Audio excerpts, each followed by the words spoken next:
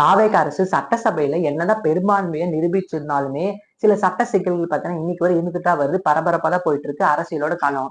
So அதை பத்தி நம்ம ஷார்ட் அண்ட் ஸ்வீட்டா பார்த்துடும். மறக்காம சப்ஸ்கிரைப் அண்ட் லைக் பண்ணி வச்சுக்கோங்க. தமிழக வெற்றி கழக தலைவர் தளபதி விஜய் பாத்தீங்கன்னா இன்னைக்கு முதல்வர் விஜய் ஆயிருக்காங்க. கிட்டத்தட்ட 10 டேஸ் ஆயிடுச்சு.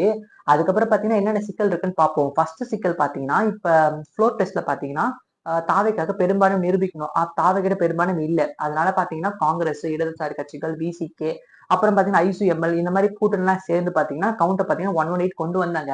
அப்புறம் பாத்தீங்கன்னா மிகப்பெரிய ட்விஸ்ட் ஆச்சு. அது என்ன ட்விஸ்ட்னா நம்ம அதிமுக இருக்காங்க அவங்க பாத்தீங்கன்னா 2ஆ உடைஞ்சு பாதி பேர் பாத்தீங்கன்னா தாவேக்காக்கு சப்போர்ட் பண்ணாங்க. சோ அதனால எம்எல்ஏ கவுண்ட் பாத்தீங்கன்னா 25 பிளஸ் எம்எல்ஏ ஆயிடுச்சு.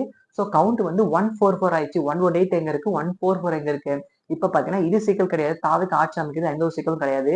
மெயினான சிக்கல இப்பதான் தாவேகா பாத்தீங்கன்னா அவங்களோட பிரச்சாரத்தை சொல்லியிருந்தாங்க. ஆட்சியிலே பங்கு, அதிகாரத்திலே பங்கு. அதனால பாத்தீங்கன்னா அதிகாரத்துல பங்கு பாத்தீங்கன்னா கண்டிப்பா கொடுப்பாங்க. காங்கிரஸ் கூட பாத்தீங்கன்னா ரெண்டு மூணு சீட்ஸ் பாத்தீங்கன்னா கொடுக்கறதா பேச்சு பொருள் போயிட்டு இருக்கு. நாளைக்கு அதுக்கான விழா கூட கண்டக்ட் பண்ண போறாங்க. அமைச்சரவை விரிவாக்க விழான்னு சொல்லுவாங்க. தாவேகா அமைச்சரவை விரிவாக்க விழா.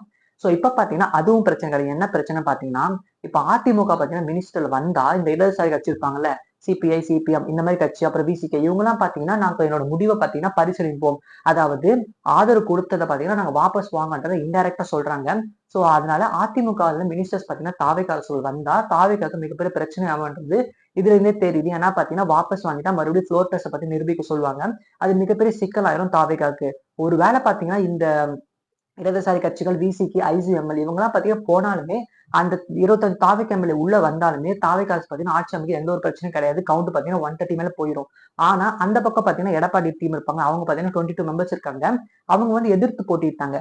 அந்த எடப்பாடி மெம்பர்ஸ் என்ன பண்ணுவாங்க, ஹைகோர்ட், சுப்ரீம் கோர்ட் போயிட்டு இதெல்லாம் செல்லாது, இதெல்லாம் பாத்தீங்கன்னா ஒரு பெட்டிஷன் போடுவாங்க, கேஸ் போடுவாங்க. சோ அவங்க வந்து கோர்ட் வந்து சொல்லிட்டா ஒருவேளை செல்லாது அந்த 25 எம்எல்ஏ பாத்தீங்கன்னா வாபஸ் வாங்கணும்னு சொல்லிட்டா ஃபர்ஸ்ட் வந்து சபாநாயகர் கேட்பாங்க. அவர் வந்து சொல்லலாம். ஆனா அவர் வந்து எந்த ஒரு முடிவு எடுக்காம சுப்ரீம் கோர்ட் போயிட்டாங்க. அவங்க சொல்லிட்டாங்கன்னா அந்த 25 எம்எல்ஏ பாத்தீங்கன்னா கேன்சல் பண்ணிடுவாங்க. சோ அவங்களுக்கு பாத்தீங்கன்னா பை எலெக்ஷன் வரும். ஆல்ரெடி பை எலெக்ஷன் பாத்தீங்கன்னா திருச்சியில வந்து பை எலெக்ஷன் வந்து வரப்போகுது. ஏன்னா பாத்தீங்கன்னா தாவேகா முதல் விஜய் பாத்தீங்கன்னா அவர் 2 தொகுதி ஜெயிச்சுன்னா ஒன்னு ராஜினாமா பண்ணிட்டாங்க. அந்த ராஜினாமா தொகுதியில பாத்தீங்கன்னா பை எலெக்ஷன் வரப்போகுது. அது கூட சேர்த்து இந்த 25 எம்எல்ஏ பாத்தீங்கன்னா பை எலெக்ஷன் வரதுக்கு சான்ஸ் இருக்கு. என்ன நடக்குதுன்றது நம்ம கணிக்கவே முடியல.